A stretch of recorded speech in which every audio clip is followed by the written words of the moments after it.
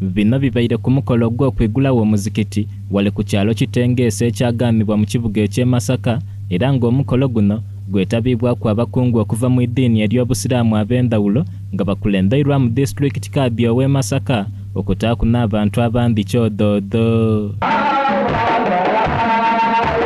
Supreme Mufuti Muhammad Galabuzi olutuuse ebuuye nayanirizibwa mu bitiibwa mu kifo kino wagati mu Mataali, era ng'ono atandise na kwigulawo omuzikiti guno mu butongole awo meeni oluvainuma yasomeswa leesoose mu kifo kino, era ng'omuzikiti guno gutuumibwa Masjidi Ibrahimu.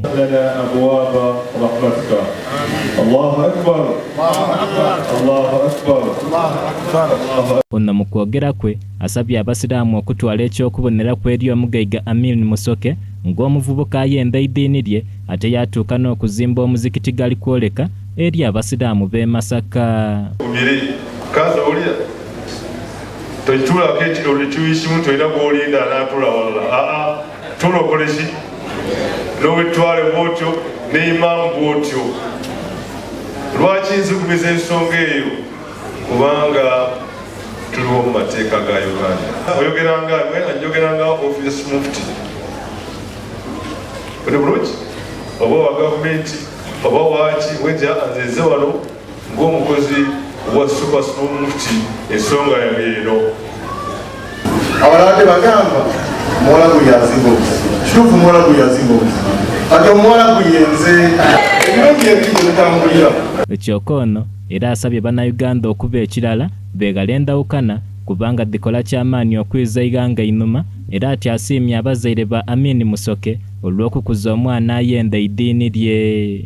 Okulonda kwawedde oba tukunnaggwa kusigazaayo kumudowooza olw'okusatu nga nnya mugende mulonde temugayalira abantu bano abasookerwako mu buweereza eri eggwanga.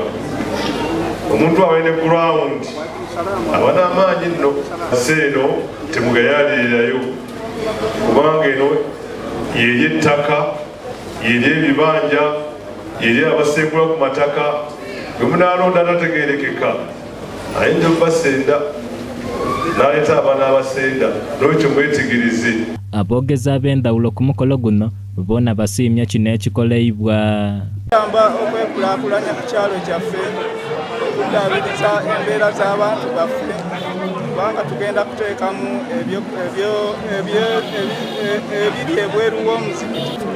Ebinzikiriza kubanga omuvubuka wa leero okukulira mu ddiini kituyambako okuba ne generation ey'abantu abeesa abakula nga batya Katonda, era twala omukisa guno nange kukoowola abavubuka engeri akalulu gye kawedde, engeri obululu gye bwawedde, twettanire nnyo okudda eri Katonda.